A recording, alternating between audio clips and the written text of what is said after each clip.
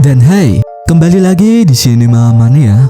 Coba bayangin, kamu adalah seorang streamer besar dengan jutaan subscriber yang setiap aksi dan kata-katamu disaksikan secara langsung oleh ribuan orang di penjuru negeri. Tapi gimana kalau suatu hari siaranmu justru berubah dari hiburan menjadi investigasi kriminal yang bisa mengancam nyawa seseorang? Seperti yang terjadi di film thriller Korea yang akan kita bahas kali ini, yang berjudul. Jadi kisah ini bermula dengan diperlihatkan seorang streamer wanita yang sedang melakukan live stream dan ditonton oleh ribuan orang. Tapi kemudian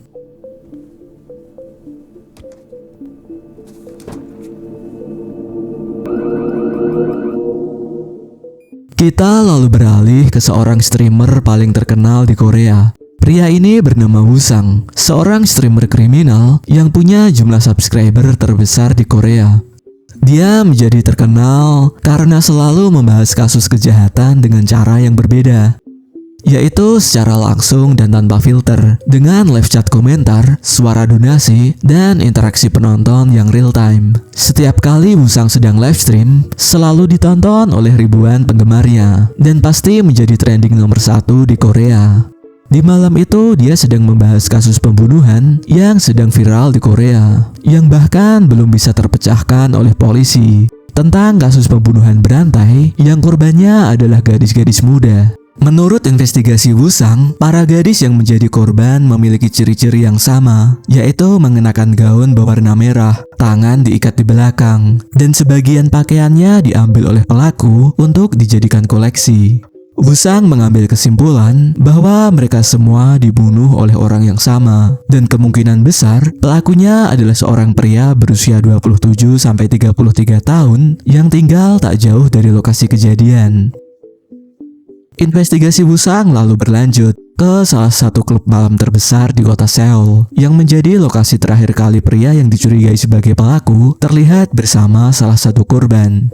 Di sana, Woo-sang kemudian bertemu dengan seorang gadis yang kebetulan memakai gaun berwarna merah. Jadi dia mengajak gadis itu keluar dan memintanya untuk menjadi bintang tamu di sesi live streamnya malam ini, sambil membahas kasus pembunuhan yang sedang viral. Mereka berdua lalu membahas kasus pembunuhan itu, dan gadis ini sendiri bernama Matilda.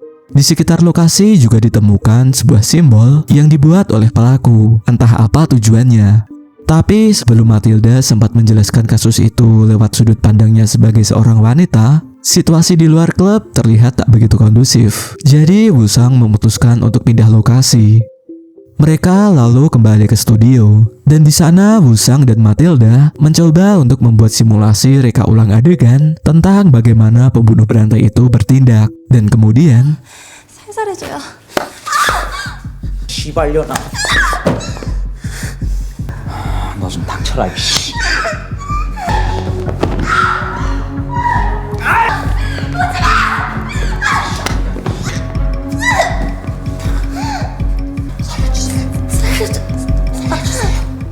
tiba-tiba Woo-sang justru lepas kendali dan terbawa suasana. Dia hampir saja membunuh Matilda jika kameramennya tidak menghentikannya. Namun sikap Matilda yang tenang dan tetap profesional justru membuatnya mendapatkan apresiasi besar dari para penonton Woo-sang. Matilda terlihat tidak marah sambil menjelaskan sesi reka ulang adegan itu dari sudut pandang seorang perempuan secara objektif dan profesional. Sementara Woo-sang sendiri justru terlihat salah tingkah dan seolah gak bisa berkata-kata lagi. Di sesi live stream malam ini, Matilda justru berhasil mencuri perhatian para penonton Woo-sang dan membuat reputasi Woo-sang terlihat buruk di hadapan para penontonnya sendiri.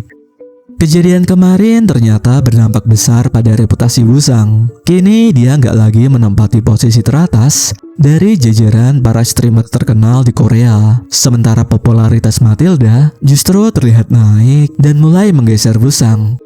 Setelah beberapa hari, akhirnya Woo-sang kembali melakukan live stream dan terlihat jumlah penontonnya nggak sebanyak hari biasanya. Dia kini berusaha untuk menaikkan kembali reputasinya yang sedang jatuh. Walau terlihat para penontonnya masih menghujat dan mempertanyakan kredibilitasnya sebagai detektif online. Salah satu penonton lalu memberikan saweran dan menyuruh Wusang menemui Matilda dan mengajaknya untuk berkolaborasi lagi. Wusang yang gak mau reputasinya semakin turun akhirnya menyetujuinya dan dia segera bergegas menuju apartemen Matilda.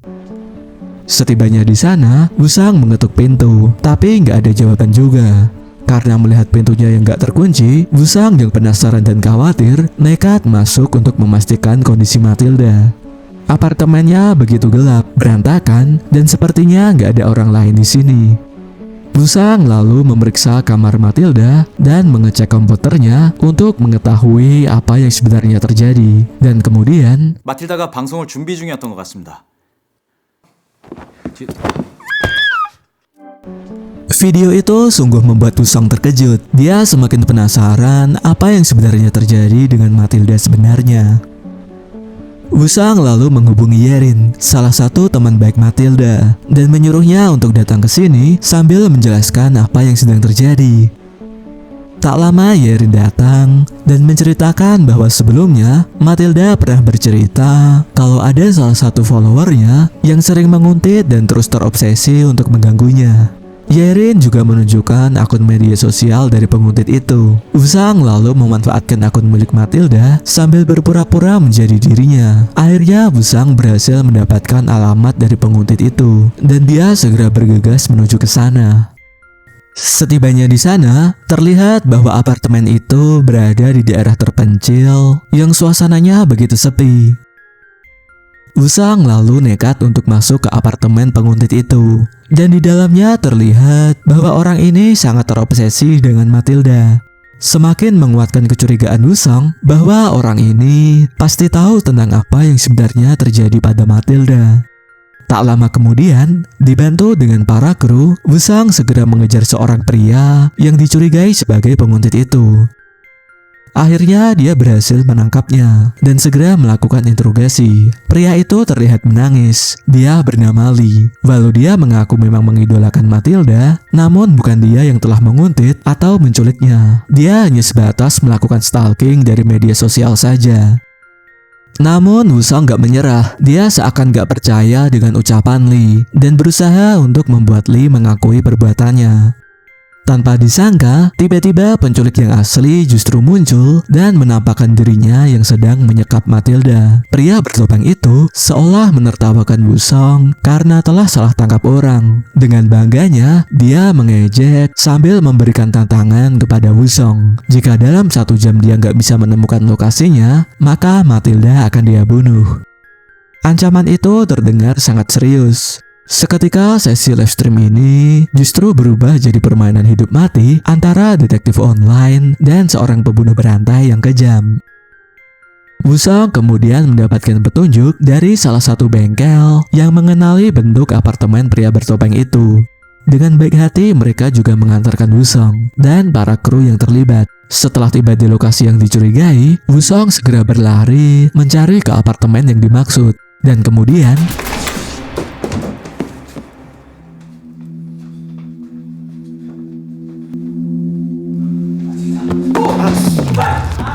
ternyata itu hanyalah tipuan saja. Gak semudah itu untuk menemukan lokasi pria bertopeng itu. Tapi Wusang gak menyerah begitu saja. Sambil berpikir, dia memeriksa seluruh ruangan untuk mencari petunjuk-petunjuk kecil yang mungkin saja tertinggal. Sementara itu nasib Matilda sendiri 딱지가 목표치를 넘어설 때마다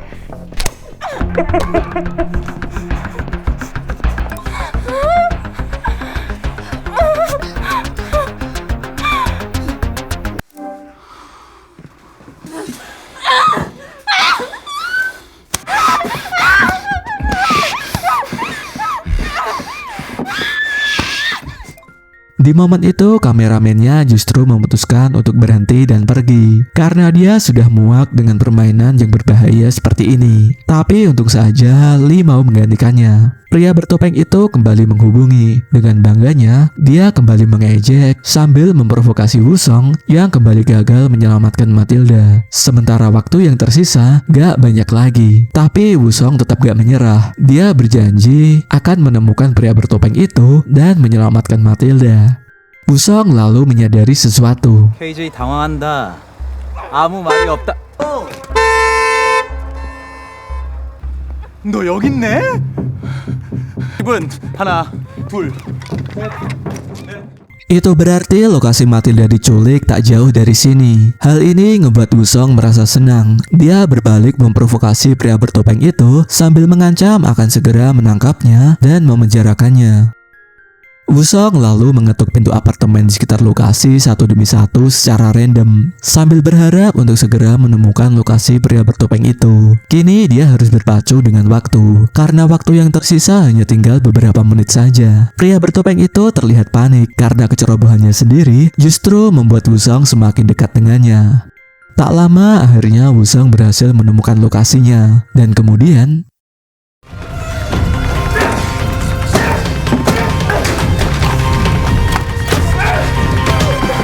오지마 씨발 15억이야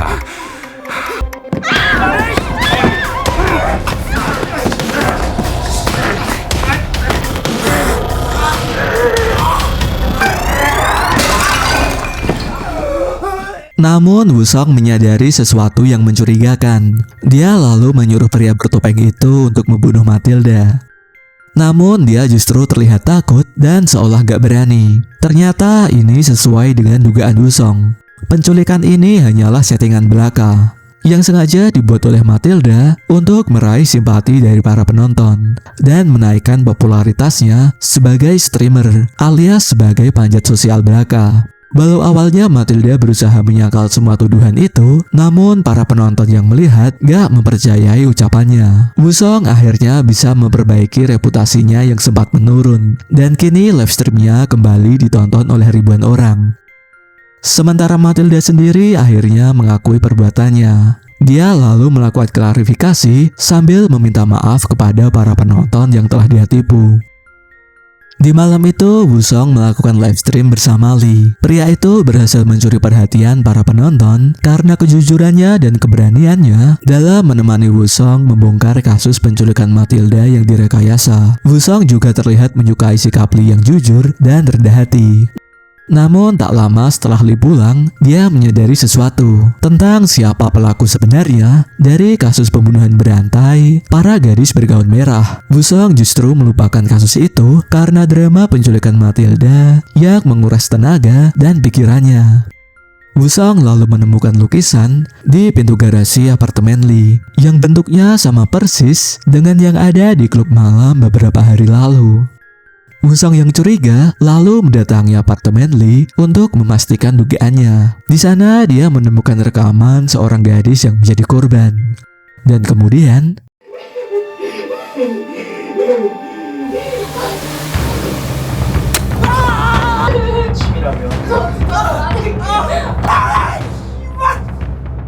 아파? 여기 어때? 언젠가 형이 나 찾으면 ternyata selama ini Lila yang telah menjadi dalang dari kasus pembunuhan berantai para gadis bergaun merah. Dia adalah seorang psikopat yang sebenarnya.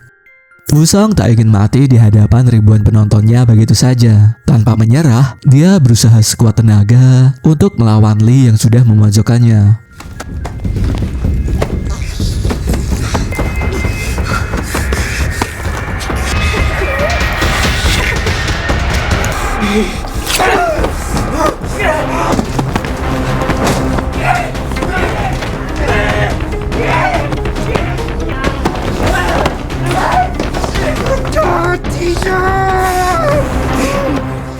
Dan akhirnya Wusong berhasil selamat. Dia gak hanya berhasil mengungkap kasus pembunuhan yang bahkan para polisi gak bisa ngelakuinnya, tapi juga berhasil ngerebut kembali posisi puncak dari para streamer-streamer top di Korea.